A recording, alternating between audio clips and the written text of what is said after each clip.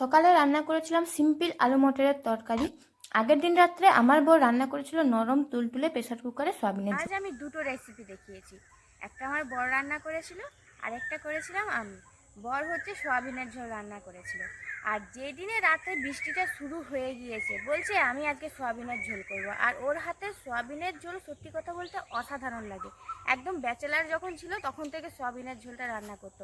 Pressure কুকারে রান্না করে সোয়াবিনের ঝোলটা একটু নরম তুলতুলে, আর খেতেও দারুণ হয়।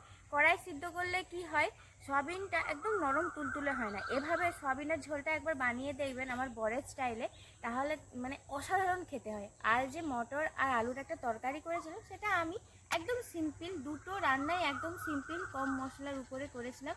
আপনারাও বাড়িতে ট্রাই করুন, অবশ্যই ভালো লাগবে।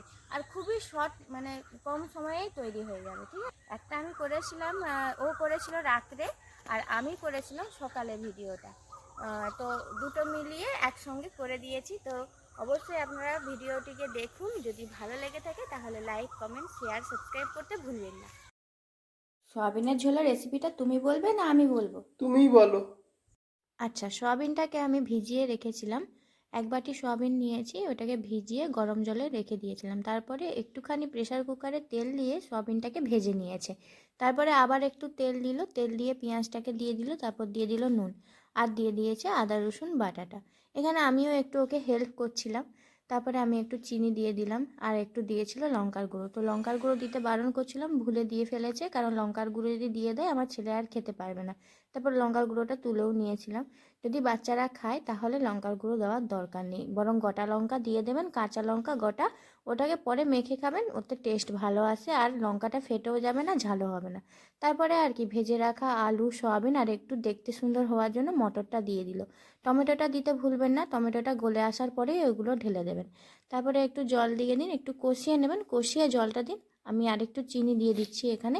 ব্যাস, প্রেসার কুকারে সিটিটা লাগিয়ে নিন। লাগিয়ে দুটো সিটি হতে দিন, একটা হাই ফ্লেমে আর একটা লো ফ্লেমে। তবে কারেন্ট চলে গিয়েছিল, অতটা হয়তো আলোতে আপনারা বুঝতে পারছেন কি পাচ্ছেন না আমি বুঝতে পারছি না, আপনারা কমেন্ট করবেন। তো একটু ধনেপাতা দিয়ে সার্ভ করে নিলাম। আর আমি এই রেসিপিটা বানিয়েছিলাম সকালবেলা। তো এখানে আলু আর মটরটাকে আমি সিদ্ধ করে নেব একটু নুন দিয়ে। দুটোই প্রেসার কুকারের রেসিপি, খুবই চটজলদি হয়ে যায়। তো আপনারা বাড়িতে কিন্তু ট্রাই করতে পারেন।